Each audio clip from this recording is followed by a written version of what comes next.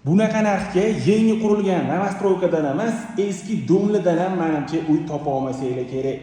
Yangi Hayot tumani Sputnikda joylashgan uyimizni bugun sizlarga video obzorini qilib beramiz. Orientirimiz avtobuslarning konyechkasi bo'ldi.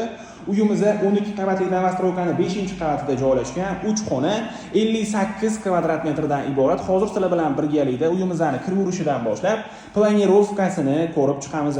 Bu yerda kiraverish faqat eshigimizda joylashgan. Kirishimiz bilan mana shu o'ng tomonimizga bemalol stroyniy mebel yasattirib olsanglar bo'ladi.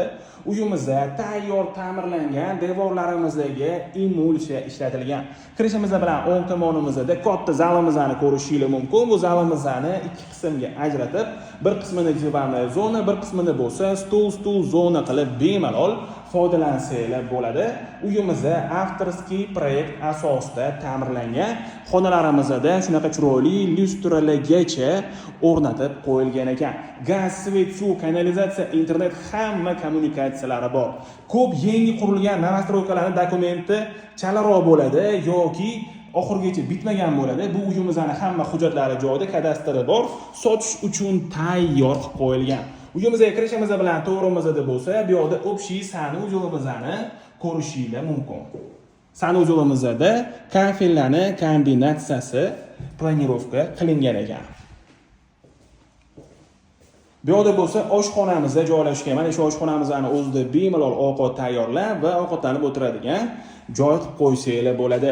Bu yerda bo'lsa uyimizning yuragi bo'lgan kotельный sistemamiz o'rnatilgan ekan. Uyimizning pol qismiga chiroyli qilib laminat, prixoshkamizdagi va sanuzelimizdagi kafel ishlatilgan.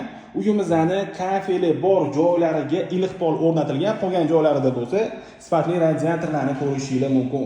Bu yerda bitta xonamizni ko'rishingiz mumkin.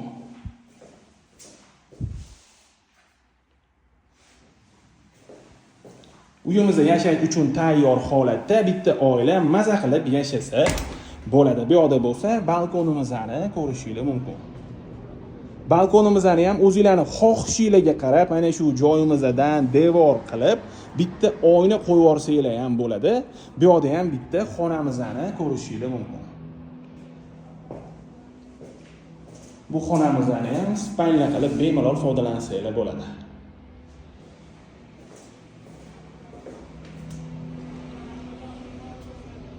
Juda ham fayzli xonadon. Hozir endi sizlar bilan birgalikda ko'chaga chiqib mahallamizni ham ko'ramiz. Novostroykamiz hali yangi qurilgan, qo'shnilar lekin ko'chib kelgan ekan ayrim qismi.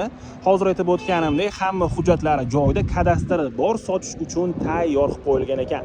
Atrofda bo'lsa maktab, bog'cha, supermarket hamma sharoitlari bor. Uyimizga qiziqadiganlar bo'lsa bemalol murojaat qilsanglar bo'ladi. Uyimizga yoqqan bo'lsa like bosinglar. Yashashga tayyor 3 xonali kvartira qidirgan do'stinglarga bu videomizni yuborib qo'yinglar.